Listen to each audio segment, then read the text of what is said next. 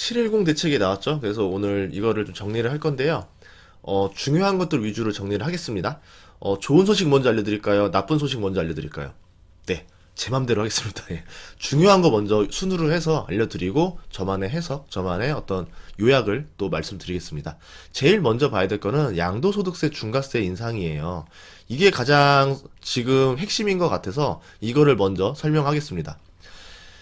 이제 양도 차익을 환수하겠다. 2년 미만의 단기 보유 주택에 대해서는 양도세율을 인상한다라고 하는데 이 인상폭이 너무 셉니다. 굉장히 세요.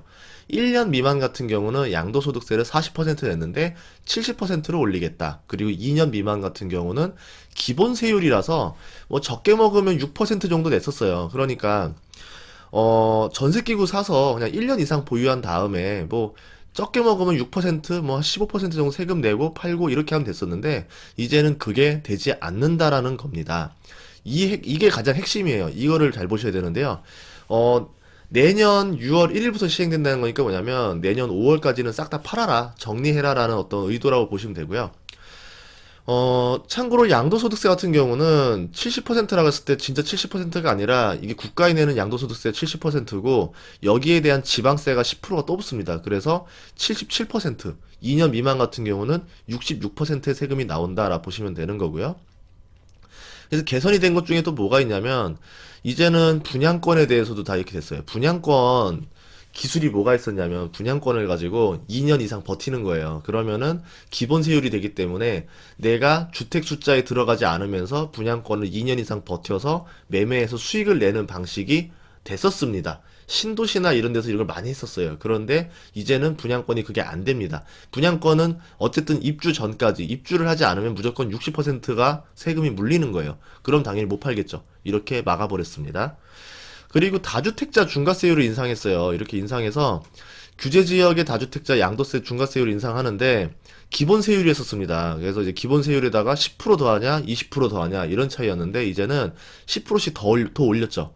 그래서 20%, 2주택은 20%더 받아야 되는 거니까 최대 2주택은 26%에서 62%까지. 그리고 3주택자는 최대 72%까지 먹이는데 여기에 10% 가산을 또 붙여지니까는 거의 뭐 79%까지 나오겠네요.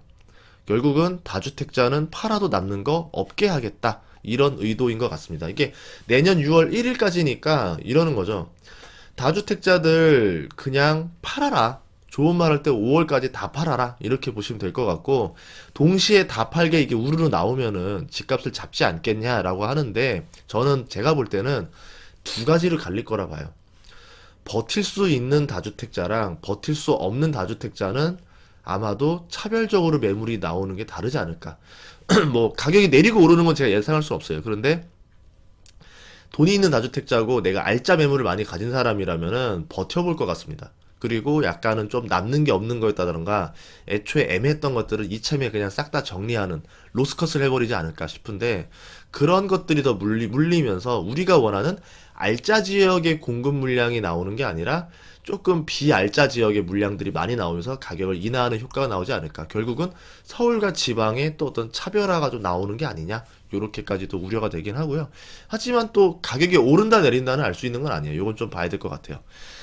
그래도, 이렇게 규제만 한 게 아니라 또 좋은 점도 하나는 줬어요. 이 좋은 점이 뭐냐면은, 서민들에게 소득 기준을 완화해서 대출을 10% 우대해줬다라는 겁니다. 우리가 알고 있는 LTV랑 DTI가 있는데, LTV는 뭐냐면, 집값에 대해서, 대출이 나오는 비율인 거죠. 예를 들어서 집이 2억이다 그러면은 LTV가 40%다. 그럼 어떻게 되겠어요?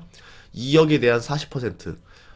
8천만 원밖에 대출이 안 나왔는데 이제 뭐 투기 지역 같은 경우는 40% 이제 50%까지 올려주겠다. 그래서 2억짜리 집이면은 1억까지 대출해주겠다. 이렇게 나오는데 뭐 크게 막 이게 뭐 매력이 있는지 모르겠어요. 왜 그러냐면 주택 가격 규제가 있는데 6억 이하, 투기 지역, 투기 과열 지구는 6억 이하, 조정 대상 지역은 5억 이하인데 구축은 이런 데에 해당이 돼요. 근데 신축은 투기 지역, 투기 과열 지구에서 6억 넘는 집들이 굉장히 많아서 여기에 대한 혜택을 못 받을 경우도 많고요.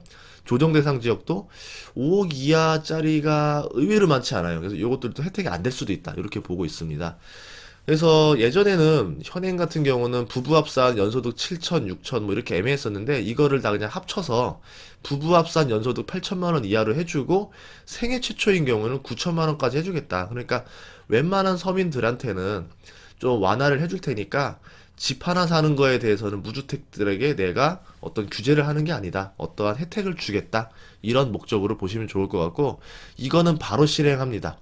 다음 주 월요일 7월 13일부터 바로 시행을 한다는 거기 때문에 아무래도 좀 서민들에게는 조금 어떤 어드밴테이지를 주려고 하는 게 아닌가 이렇게 보고 있습니다.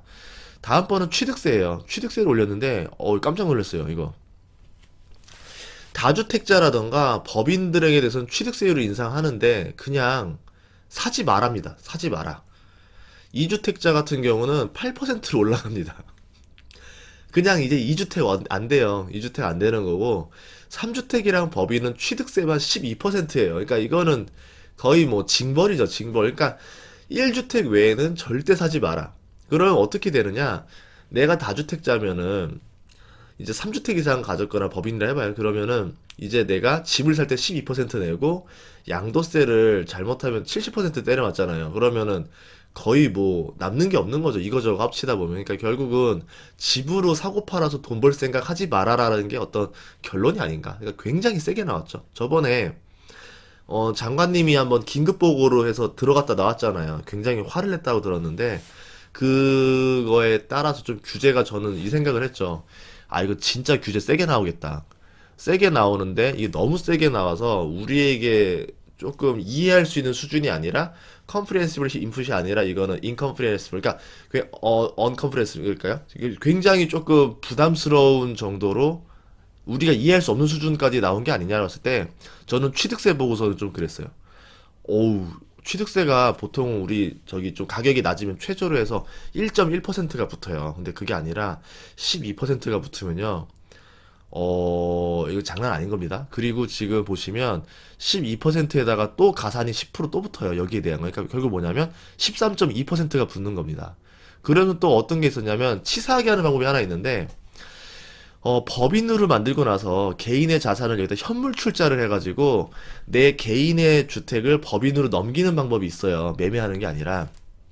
그렇게 하게 되는 방법이 있었는데 취득세 감면 혜택을 사라지게 하겠다. 결국은 뭐냐면은 꼼수 쓰지 말라요. 꼼수로 써서 하는 방법도 다 잘라버렸으니까 세금 내세요. 이렇게 보면 됩니다. 또 좋은 거 하나 또 얘기해야 되겠죠. 예, 이렇게 지금 나쁜 거 하나, 좋은 거 하나, 나쁜 거 하나, 좋은 거 얘기하자면, 좋은 거 하나 더 얘기하자면, 신혼부부 특별 공급에 대해서 이야기를 하겠습니다. 그동안은 이제 뭐 소득 요건 100%, 뭐 일반 같은 경우는 120%뭐 이런 식으로 했었는데, 이제는 뭐냐면 구간이 생겼어요. 구간별로 해가지고서는, 뭐 우선 같은 경우는 뭐 생긴 게 아니고, 일반에 대해서 이제 뭐 120, 뭐 120, 요렇게 했다가 6억에서 9억짜리 집 같은 경우는 생애 최초 주택 구입 같은 경우, 첫 집이다 그러면은 어떤 완화를 시켜준 거죠. 130% 기준소득 130% 해주고 맞벌이 같은 경우는 140%까지 해주겠다. 그러니까 지금 굉장히 애매한 게 뭐냐면 서민의 기준을 얼마까지 둘 것인가요?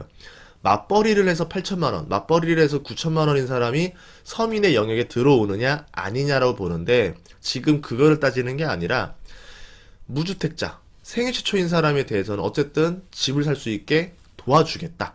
어드밴티지를 좀 줄 테니까 무주택자는 집을 살 수 있게 해줄 거고 다주택자는 집을 못 사게 하겠다. 어느 정도 약간 이렇게 위와 아래를 조금 좁혀 놓겠다라는 거가 아니냐 이렇게 보고 있습니다. 다주택자 또 중과세율 인상 얘기도 하자면은 이 종부세가 너무 세게 나왔어요. 최대 6%까지 올라갔는데 와합니다. 와밖에 말이 안 나오는데 종부세는 뭐냐면 그냥 보유하면 내는 세금이라 보시면 돼요. 어휴, 이제 어휴죠, 어휴.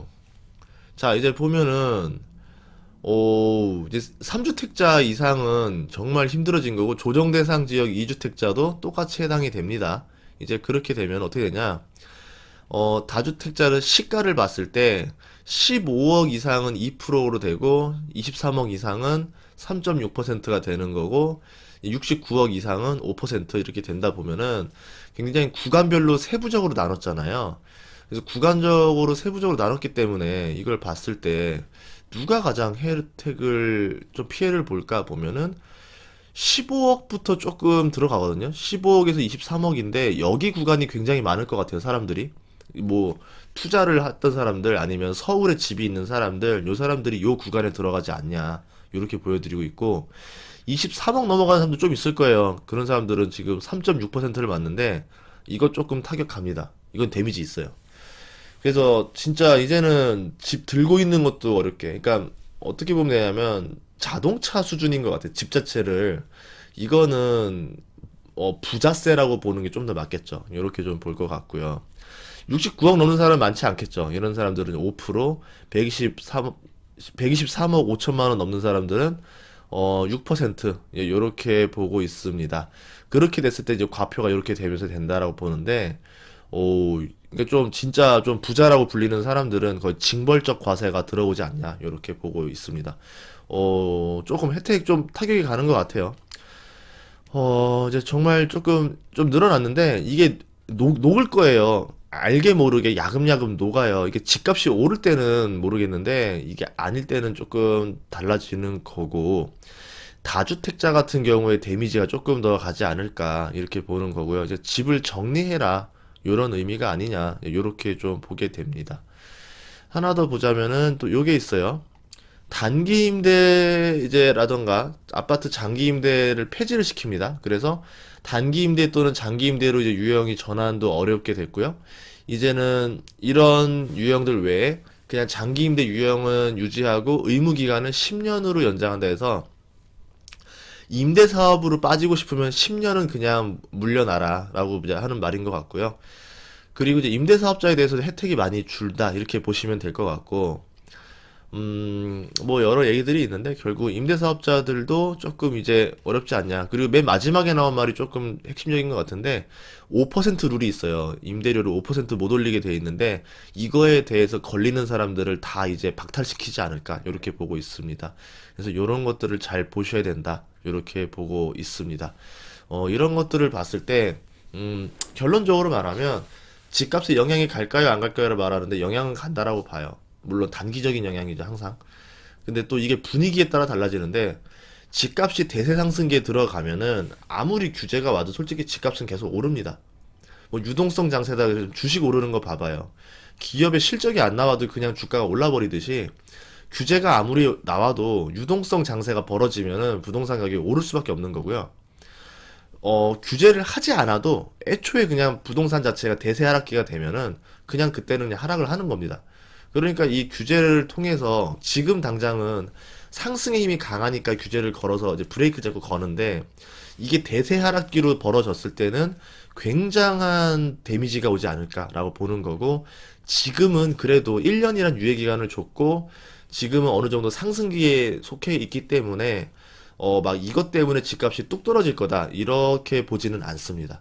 다만 이제 다주택자들은 빠져나갈 수 있었던 그 방법들이 굉장히 많이 막혔고 아마 좀 돈벌이가 안 되는 아파트부터 정리를 좀 하지 않을까 이렇게 보고 있습니다. 그렇다고 해서 막 알짜 자리에 집이 많이 나올 거다 이렇게 보이진 또 않아요. 오늘이라서 많이 정리는 못했고요. 요거를 한 번 더 정리를 좀 세부적으로 해가지고 제가 이제 온라인에서 말할 수 있는 범위 안에서는 말을 하도록 하겠습니다.